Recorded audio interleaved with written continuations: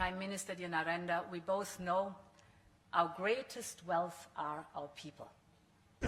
No. That is why I'm so glad that we are signing an agreement on mobility.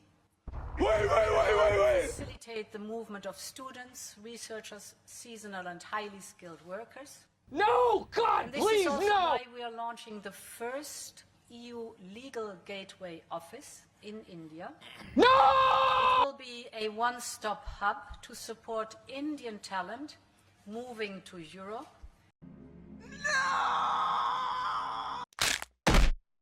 So the EU just signed what they are calling the mother of all deals with India, which has caused a storm of controversy online.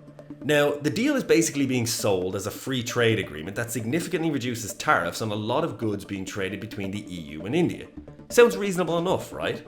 Well, no, because naturally, as with every deal that India makes, buried in it are a series of easily exploitable immigration clauses so that they can flood the world with their own excess population. And I'm not speculating when I say this. India has an excess male population of around 50 million. That means there are 50 million young Indian men for whom it will be physically impossible for them to find a wife and have a family. Side note, if you want to be horrified, Google why India has an excess male population. Now, ask yourself, what demographic are the most likely to immigrate? Yep, young men. And ask yourself also, what demographic causes social issues and criminality if they have no prospects of finding a partner? Once again, it's young men. So Modi wants to export his demographic time bomb to Europe so that it blows up in our face, not his. On top of this, Modi himself has called for Indian immigrants to be an extension of foreign policy, telling them basically that even if they're immigrants in a foreign country, they should still be acting in the best interests of India. And this is exactly what's happening. In 2024, foreign remittances to India were over $118 billion. That's around 4% of GDP. That means that remittances are one of the top 10 sources of income for the Indian government. So this deal will allow India to flood Europe with huge numbers of their excess young male population that even they don't want, and then those men will send billions of dollars back to India. Now, I'm looking at this from a European perspective, and excuse my language, but who the fuck asked for this?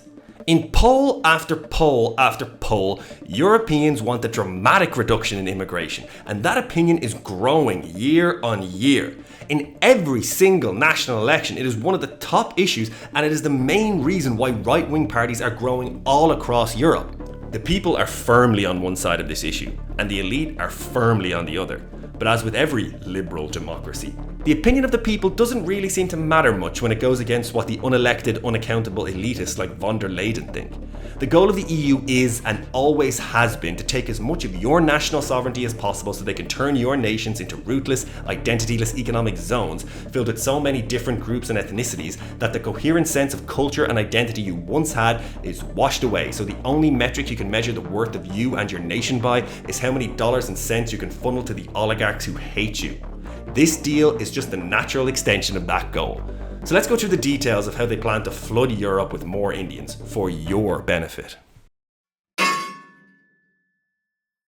Earlier in the video, I said that buried in the deal are a series of immigration clauses to facilitate the mass importation of people to Europe. And I really mean it when I say buried.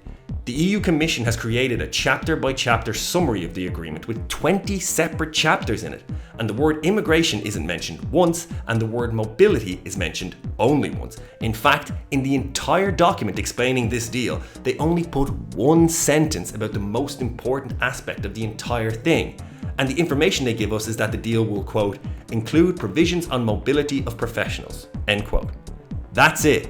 The EU Commission also released an official FAQ on the deal to help people understand it, and unsurprisingly, in this document answering the 18 most pressing questions Europeans have about the deal, there is not a single mention of mobility, immigration, or movement of people at all. Crazy how the most consequential part of this whole deal that will coincidentally be wildly unpopular isn't being explained at all in the EU Commission's documents. It's almost as if people knew all the details, they'd be furious. But do you know where the immigration elements of this deal will be wildly popular? That's right, in India. And wouldn't you know, all the details are laid out there in plain English on the Indian government website. After going through those documents, it's clear that there are two key ways that this deal enables the mass movement of people from India to Europe. And the first way is through education. Education is going to be the key vector through which all Indian immigration comes. It is also the area, coincidentally, that is most open to exploitation. The deal plans to, quote, strengthen mobility exchanges of students, academics and researchers, promoting a seamless flow of talent. Meaning the deal will create an easy and seamless path for countless Indians to move into Europe under the guise of education. And when I say countless, I mean it. Now, it's important to remember that states still have some control over who they issue visas to, and as of yet, none of them seem intent on changing their immigration rules based on this deal. But if you want to know what they'll most likely look like, just look at the deal that New Zealand recently signed with India. In it, as with all Indian trade deals nowadays, there are a series of immigration clauses, but most importantly, they all have caps and limits, except the student visa one. This creates a giant immigration loophole to be exploited, and if I were a betting man, I would expect something very similar to emerge in this deal. But why would you want this? Europe is already the most educated continent in the world, and it still has 15% youth unemployment. Europe has a generation of overqualified, underemployed and underpaid youth that have little to no hope of ever getting a home, starting a family, and the EU is actively planning to throw open educational institutions to a limitless number of foreigners from a country with a population triple the size of Europe. And of course, in pretty much every EU country, a student visa can be easily parlayed into a work visa and into residency and into citizenship. And to add one final nail in the coffin of Europe's already struggling overqualified youth, the bill is going to, quote, facilitate recognition of qualifications and learning periods abroad to support systematic collaboration.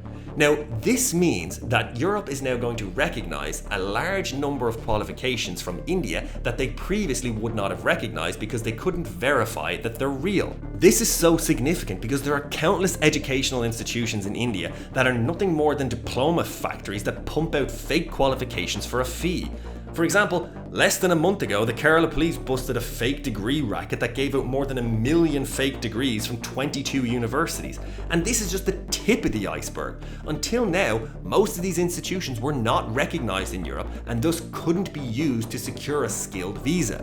But now, those standards will be thrown out the window, and more of these fake degrees will be recognised and used to exploit the skilled visa system, and this will further compound the misery of Europe's already struggling youth because now you've got massive numbers of people with fake qualifications competing for your jobs, driving down the wages. Which neatly brings me on to the second way this deal will flood Europe with immigrants, the skilled visa. I mentioned earlier that India has a surplus male population of around 50 million and that they're desperate to offload them. Well, their skilled population surplus is even worse.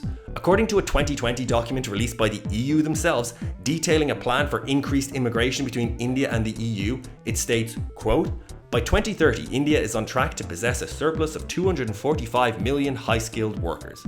Now, that's half the population of the entire EU in extra high-skilled workers that they don't want. Thanks to this new deal, not only will a massive amount of that staggering number of people be making their way here, but a huge proportion of them who have fake qualifications that the EU right now doesn't recognise will soon be considered highly skilled experts and able to get a skilled visa.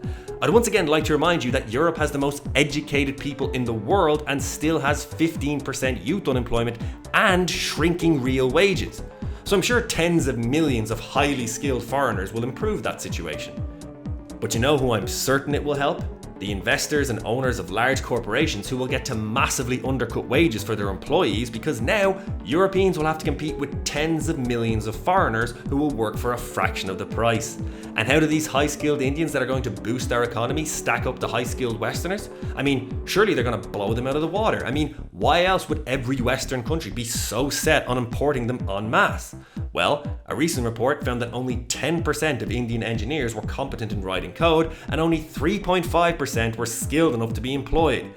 An India skill report in 2024 said that only 45% of graduates are employable, citing fundamental problems with the Indian education system, meaning the Indian government themselves are admitting that they're pumping out tens of millions of wholly underqualified graduates, but none of that will matter in Europe. All that will matter is that you'll have a piece of paper saying that you're qualified and the visa will be yours. And as I already mentioned, this deal will expand the number of educational institutions Europe will recognise, lowering our standards even further.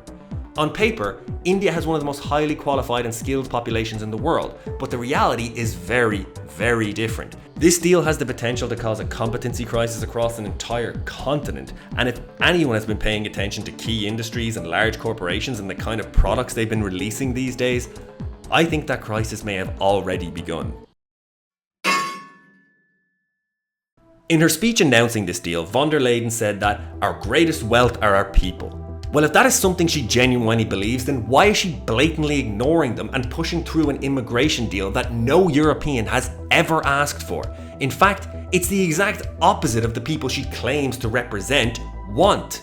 According to Democracy Perception Index, Europeans want migration reduced more than any other people in the world. Right now, there is a continent-wide housing crisis occurring, with lack of supply being the main driver. The EU needs to build over 1 million homes per year just to keep up with demand, and they fall short every year. What do you think opening up the continent to 1.4 billion Indians is going to do? And even when Europeans are lucky enough to find a house that they would like to buy, they're usually priced out of the market because real wages have remained stagnant while house prices have exploded. Well, guess what's going to happen to those wages when the continent is flooded with highly skilled Indian labour? Obviously, wages are going to go down and job opportunities will decrease. That 15% unemployment figure I mentioned will rise, and the new influx of people will exacerbate the already chronic shortage of housing, dooming another generations of Europeans to live as serfs and renters. This deal is made exclusively to serve the interests of the unelected, unaccountable, power-crazed oligarchs who run the EU. They already own and invest in property developments, so an increase in house prices is good for them. They own and invest in all the major corporations, so a reduction in wages for the average person is good for them. They won't have to experience the wonders of diversity and multiculturalism and be forced to watch helplessly as their safe, homogenous, unique homelands get turned into ethnic ghettos that more resemble Delhi than Dublin. They will be safe and secure in their gated communities, insulated from the hell they've unleashed on everyone else. These people claim to speak and care about Europe, but they don't. They care about enriching themselves and advancing their own power. They look around and they don't see the greatest, most successful cultures and people the world has ever known. They see productivity drones to be drained of their life force like the human batteries in the Matrix. Nothing matters but their bottom line, and if importing 1 billion Indians helps that bottom line, then as they've just demonstrated, they will do it without giving even a passing thought to the wishes of the people they claim to represent. If there's any hope for a free Europe, the EU must be dismantled, because these people will never stop until they are forced to. And that's the reality Europe is going to have to deal with sooner rather than later.